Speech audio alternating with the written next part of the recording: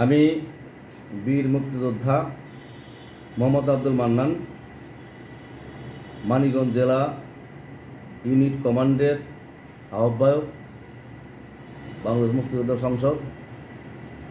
তো আমার এখানে শহীদ পরিবারের সংখ্যা আমার তালিকায় আসছে 39 জন, আরও 4 জন আমার বাকি আছে, মোট 43 জন হবে। আমার এটা 2 নম্বর সেক্টর। 2 নম্বর সেক্টরের কমান্ডার ছিলেন মেজর হায়দার এবং আঞ্চলিক কমান্ডার ছিলেন ক্যাপ্টেন আব্দুল হালিম চৌধুরী। আমার এখানে কয়েকটি যুদ্ধের স্থান আছে তালিকাভুক্তি।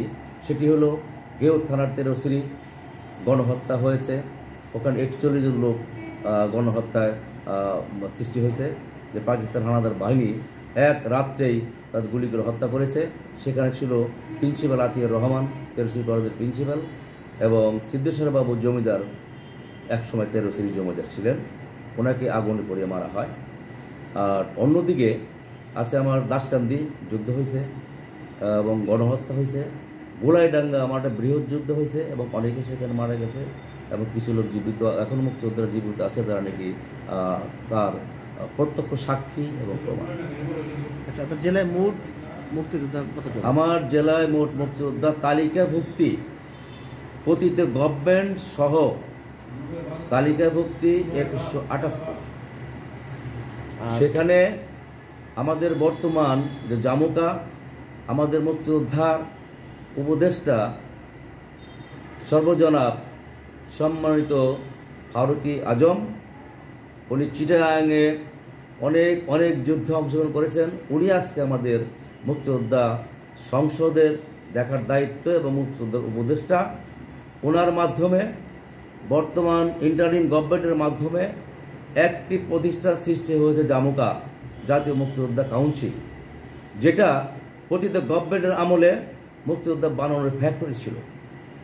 সেই ফ্যাক্টরি বর্তমান জামুকা আর প্রতিটা গভর্নমেন্টের জামুকা কিন্তু এক জিনিস না। এটা হলো প্রতিটা গভর্নমেন্ট, শেখ হাসিনার গভর্নমেন্টের আমলে মুক্তিযোদ্ধা বানানোর ফ্যাক্টরি সৃষ্টি হয়েছিল, আর বর্তমানে হলো এই ইন্টারিম গভর্নমেন্ট এবং তথা সামনের যে গভর্নমেন্ট আসবে তাদের হলো এটা পর্তনের ফ্যাক্টরি হিসেবে গণ্য হবে। যে কারণে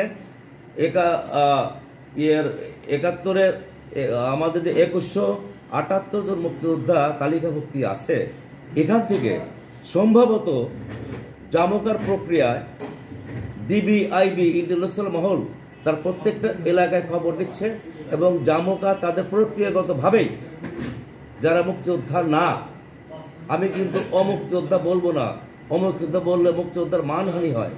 মুক্তিযোদ্ধা দ্বারা তালিকাভুক্তি হয়েছে, মুক্তিযোদ্ধা হিসেবে তালিকাভুক্তি হয়েছে, বাট তারা যোদ্ধা না।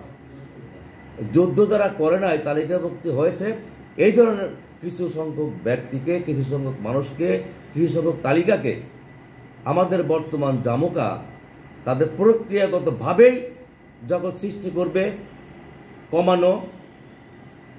যারা যুদ্ধ করছে ইন্ডিয়ান ট্রেন যোদ্ধা, তাদের মধ্যেও হয়তো প্রতিটা থানায় 1-2 জন সর্বোচ্চ থাকতে পারে, তারাও ইনক্লুড হবে। আর যারা নাকি 24 সাল পর্যন্ত, 2014 থেকে 10 থেকে শুরু করে 17 সাল পর্যন্ত তারা যে করে গেছে, 24 পর্যন্ত করে গেছে, এই লোকগুলোর সম্পর্কে জামুকা চিন্তা ভাবনা করতেছে।